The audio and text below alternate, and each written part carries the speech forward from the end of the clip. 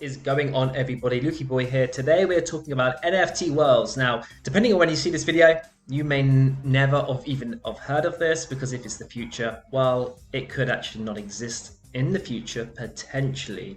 I'll go into more detail on that in a second.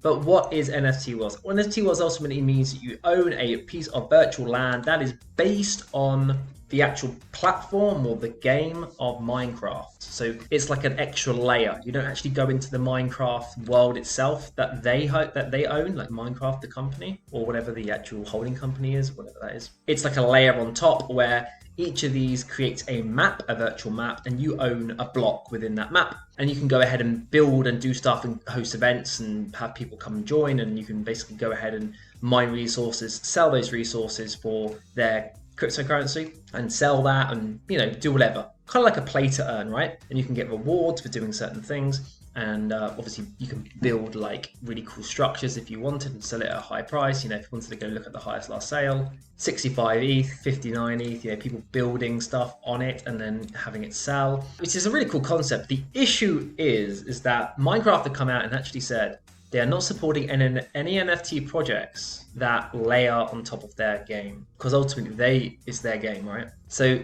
this is at now 0.6 ETH. This was once at the legendary price of 20 ETH up here. Now you can't see the 20 ETH, but I saw a floor price intraday, meaning within that day, at 20. So you can clearly see at the beginning or the end of the day, it clearly popped back down from 20 to an average price of 18.55.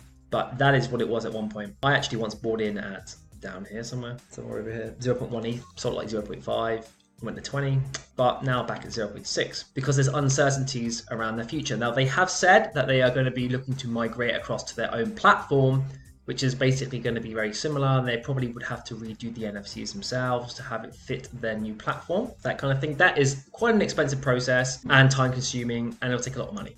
Now, money in terms of what they probably have a lot of money because the volume, they had a second drop for avatars as well for minting, and so they've got some income recently, but the problem will lie in terms of the long-term cost to get that shift to happen, while there's not going to be a lot of volume in these in the short term to medium term because of the unknown variables that are now in play with this project.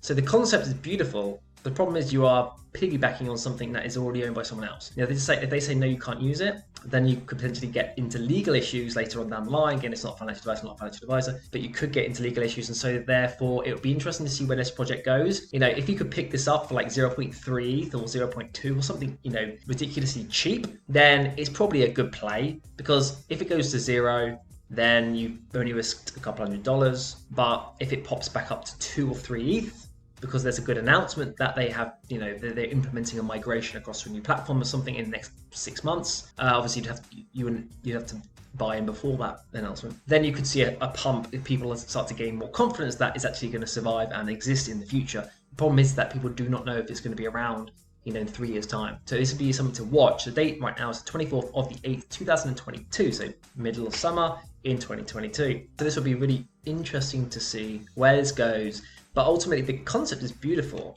Looking at their website, very slick and beautiful. You can kind of see here, they've got little trailers, play to earn. You get there, you build in it. You can get, it was great until that issue occurred, which is a shame because, it's like Web 2 and Web 3 that they don't really cross into each other like with cohesion right now. And a lot of Web 2 companies are fearful of Web 3, and that will change over time. But the problem is that is not now.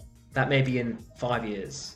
Maybe in 3, 5, 10 years. And so with this project, always be careful. Anything that's related to the Minecraft, so always do your research before and make sure that you understand the process of that NFT collection and project, to understand if it is based on anything that could be of vulnerability like a Minecraft. It doesn't even have to just be Minecraft, it could be anything. It could be a game that is built on.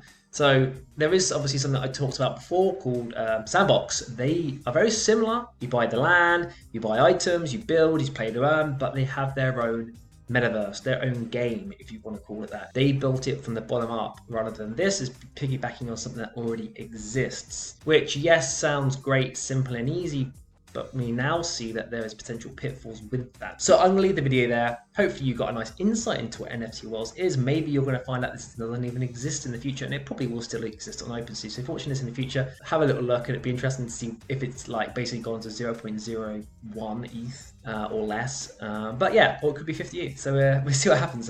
Hopefully you enjoyed it, and I'll see you next time. Bye.